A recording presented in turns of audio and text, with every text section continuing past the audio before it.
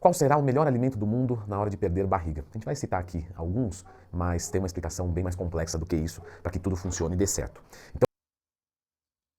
Então, vamos lá, quais serão os melhores alimentos do mundo para perder a barriga? Seja bem-vindo a mais um conteúdo aqui no formato React. Se você ainda não me conhece, meu nome é Igor Nirister, eu sou nutricionista esportivo, pós-graduado em Bioquímica e Fisiologia da Nutrição, professor e o criador da pós-graduação para nutricionistas, Escola da Nutrição Esportiva. Já deixa o like aqui nesse vídeo, se inscreve aqui no canal para receber mais vídeos sobre essa temática de forma geral e vamos aí de fato analisar, adicionar informações técnicas ao conteúdo do Leandro Twin falando sobre melhores alimentos nesse processo de reduzir gordura abdominal, né? Vamos ver. Então já clica no gostei, se inscreve no canal e primeiramente quando você vê esse título de vídeo e você vem atrás desse tema, você acaba procurando uma solução mágica. Então como se tivesse um alimento salvador. E você vê que cada vez vem um alimento diferente. Teve uma época que foi a ração humana, depois foi o goji berry. Então, quer dizer, sempre tem um alimento bola da vez, o óleo de coco, enfim. Só que se fosse bom de verdade, a gente já tinha solucionado todo esse problema e esse seria o alimento mais vendido do mundo, porque esse é um dos melhores temas e uma das maiores dores das pessoas. Portanto, não funciona, não funciona. Isso não quer dizer que são ruins, tá? Mas não promete, não cumpre a promessa de perder barriga com um único alimento, com uma única estratégia. Então é importante que você entenda isso. Seria muito fácil que, se para construir massa muscular só tivesse que tomar whey no pós-treino, ou então para crescer peito você faz supino, ou então você toma uma testosterona, e você percebe que não funciona assim. Quando você pega um resultado. Cara, é extremamente delicado isso, né? Eu concordo totalmente aqui. Quando a gente fala do nicho de emagrecimento, de ganho de massa muscular, é algo extremamente banalizado. Você encontra todo tipo de conteúdo que você procurar na internet. Então, ele falou aqui do goji berry. Realmente teve uma época do goji berry, eu nunca mais ouvi falar, por exemplo. Mas tudo que você procurar na internet, você vai achar. Eu lembro que, recentemente, eu estava atendendo um paciente com objetivo de emagrecimento e ele relatou assim: pô, Igor, eu gosto muito de água de coco. Apesar de não estar no planejamento, eu estou tomando todos os dias. E não quer dizer que seja um alimento ruim, mas para o objetivo dele, para o cenário dele metabólico naquele momento, não era uma boa opção. Então eu conversei com ele: olha, a gente vai tirar essa água de coco, tal, por conta dos cálculos energéticos, enfim. Tem um caminho melhor para a gente seguir, que você vai ter um resultado mais expressivo, mais rápido. Beleza. E poucos dias depois, ele me mandou não lembro, acho que era uma pesquisa, algum profissional ou pseudo-profissional falando dos benefícios da água de coco no processo de emagrecimento. Eu falei: olha, fulano, assim, tudo que você procurar na internet, você vai achar. Se você procurar conteúdos falando que o goji berry é bom para hipertrofia, você vai achar esse tipo de conteúdo. Até mesmo artigos científicos. Perfeito? Tem alguns profissionais da área da nutrição que falam que se você pesquisar direito, você acha artigo científico para tudo. Né? Querendo dizer que nem todo material científico também é material de qualidade. É necessariamente um material de qualidade. Então, quando a gente olha para o meio acadêmico, a gente vê que nem todo material é de qualidade. Imagina uma rede de vídeos como o YouTube, como o TikTok, né? Como o Instagram. Perfeito? Então, realmente, você acha conteúdo sobre tudo na internet, assim como você acha conteúdo sobre tudo quando a gente fala de ganhar dinheiro rápido.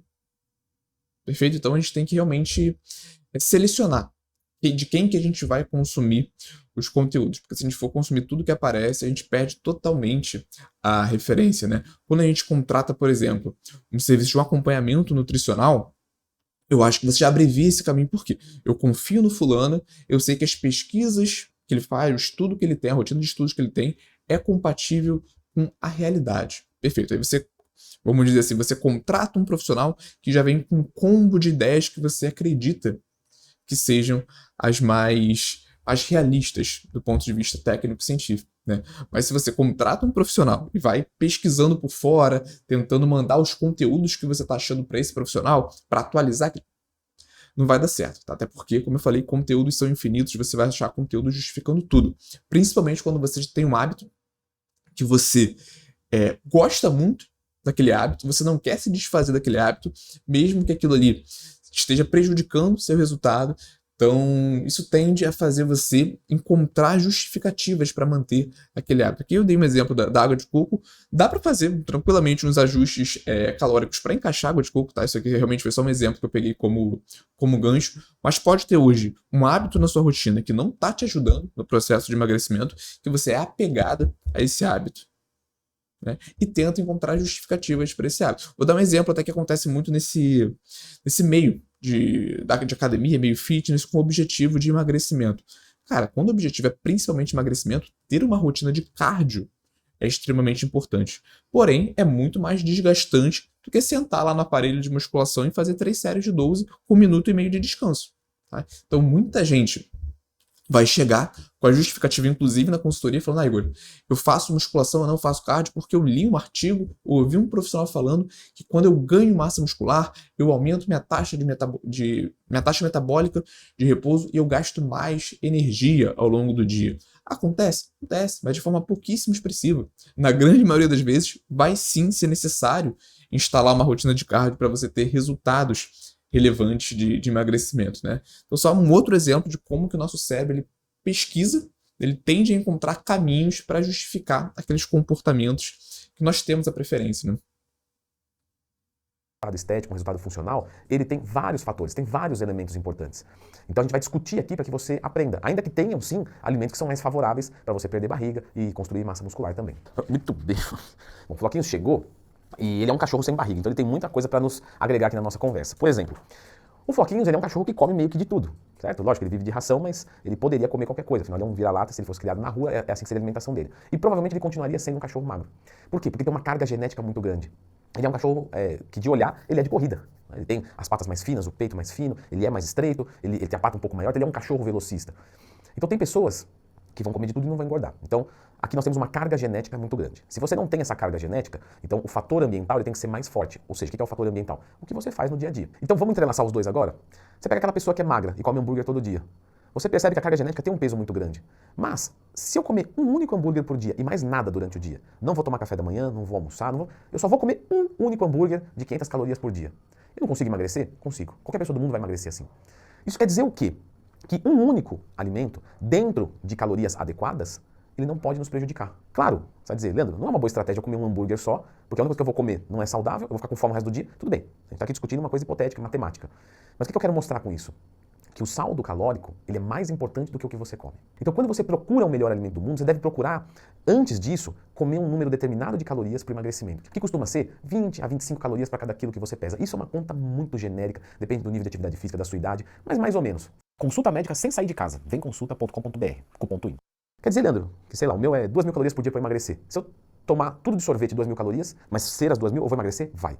Isso não quer dizer que seja uma boa estratégia, vai perder massa muscular, não vai ficar saudável, mas vai conseguir. Então você começa a entender que você pode comer uma besteirinha quando você quer perder gordura, perder barriga. Você pode. E é difícil as pessoas acreditarem nisso. Vocês sabem, eu dou consultoria há muito tempo. Consultoria online, de dieta e de treino, presencial também.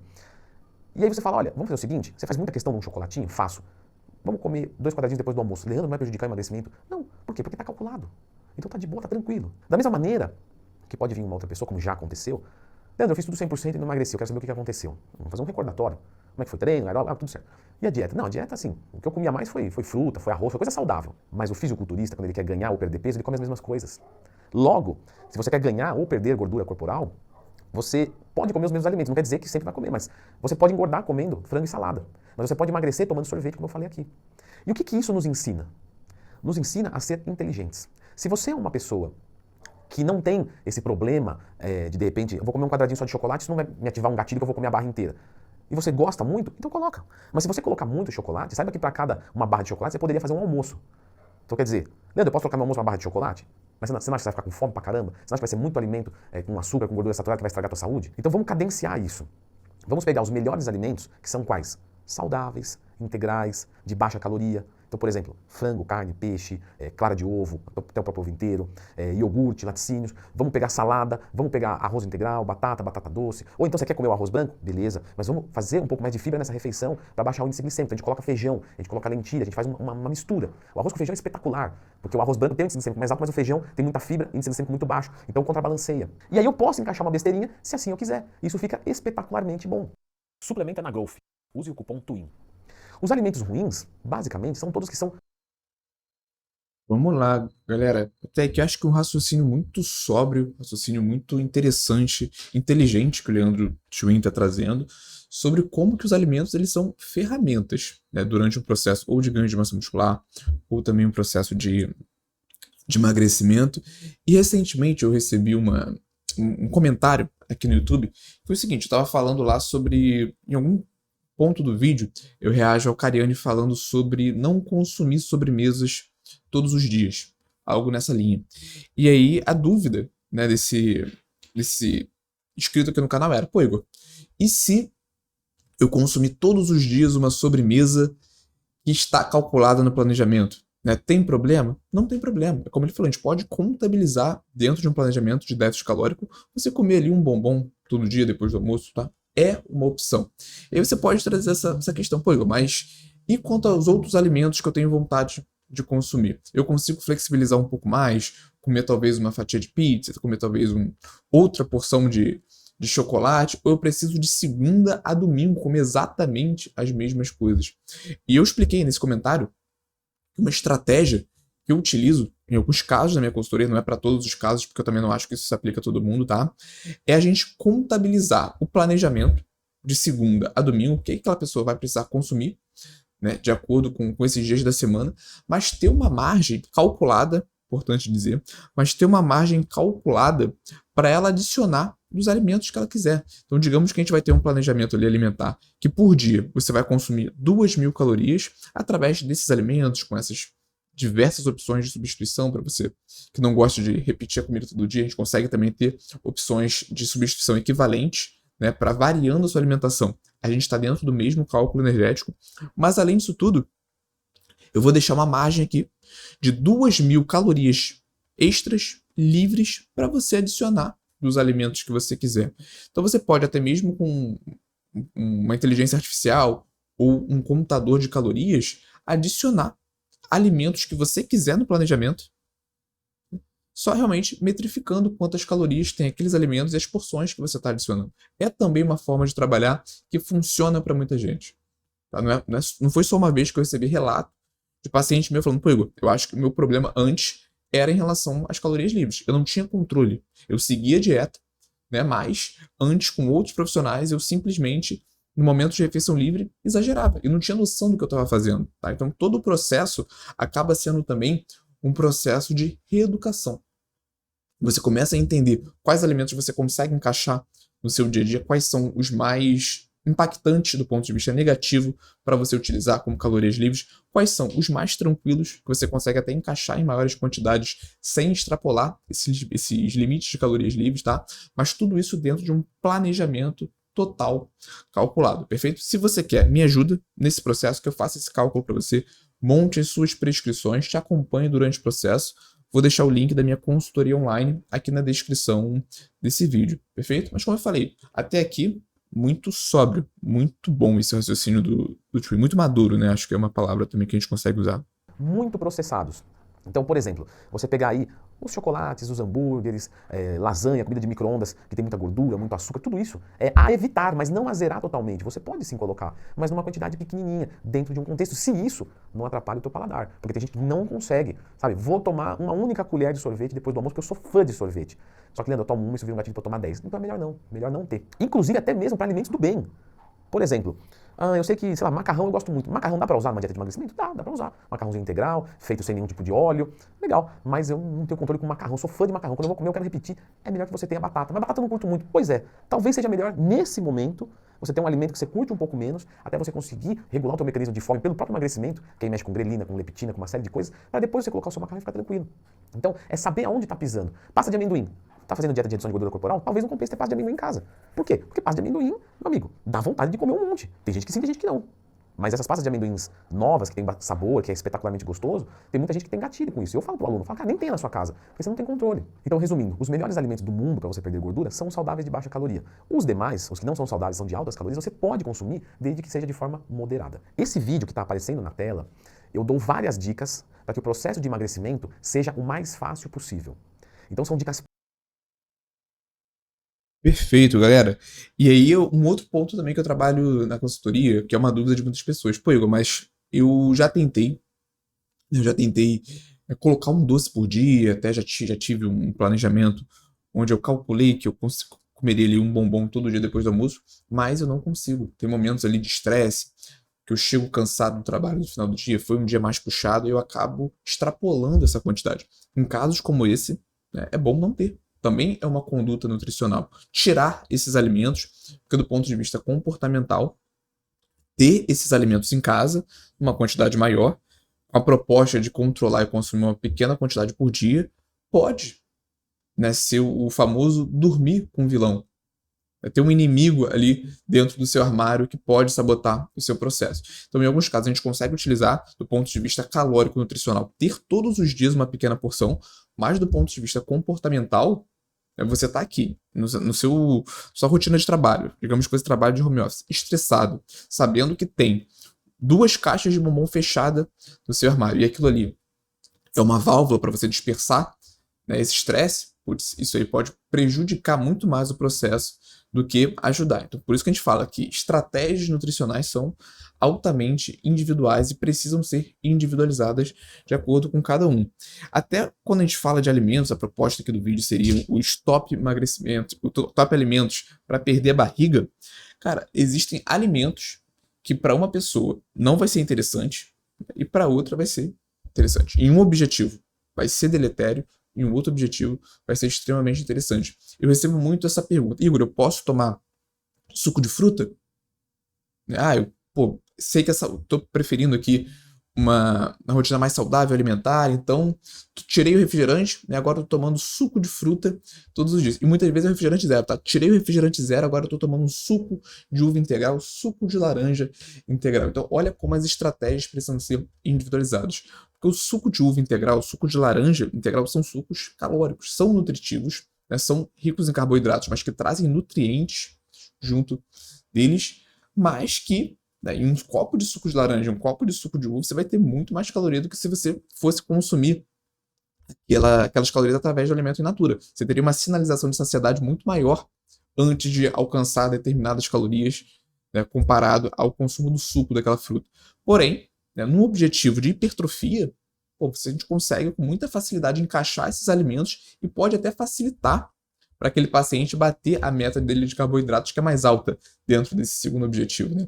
Mas quando a gente pensa no emagrecimento, adicionar aquelas calorias, né, de forma líquida, ou seja, que não vai trazer a mesma saciedade que o alimento sólido, né, pode não ser a melhor estratégia. Para aquela pessoa, dependendo, até o refrigerante zero, manter por um período um pouco maior até conseguir fazer um desmame, seria mais interessante. Pensa na pessoa que só consegue fazer a refeição acompanhada de uma bebida doce. Até então ela estava usando um refrigerante zero que não tem caloria. Não é uma boa opção, porque a gente está falando aqui de um industrializado, tá? Mas não tinha caloria e ela estava conseguindo emagrecer bem durante o processo. Ela vai lá e troca por um suco de uva integral, que é um suco calórico. Ela passou a ingerir mais calorias. Isso pode prejudicar o processo dela de emagrecimento. Tá? Então, é uma análise individual que precisa ser feita, perfeito? Talvez manter o refrigerante zero e aos poucos ir trocando ali para uma água com gás, um limão espremido, que é uma fruta pouquíssimo calórica. Com o passar do tempo, tentar diminuir também essa água com gás para uma água natural, uma água normal, né? Uma água tradicional. Então, poderia ser feito um trabalho aqui de desmame mais interessante do que simplesmente trocar uma bebida que não tem calorias por uma bebida rica em carboidrato, que são os sucos de forma geral. Estou explicando isso aqui para concretizar esse raciocínio na cabeça de vocês, que cada alimento, né, pode ser utilizado de forma estratégica em diferentes objetivos. Não existe essa coisa de alimento certo, alimento ruim, alimento bom. Até mesmo um fast food pode ser utilizado no contexto saudável, em momentos de lazer com seus amigos, com a sua família, até porque ninguém aguentaria fazer um planejamento para emagrecimento se precisasse abrir mão de momentos felizes, momentos de lazer com as pessoas que a gente gosta. Então, também tem o alimento, a gente aprende isso na faculdade, né?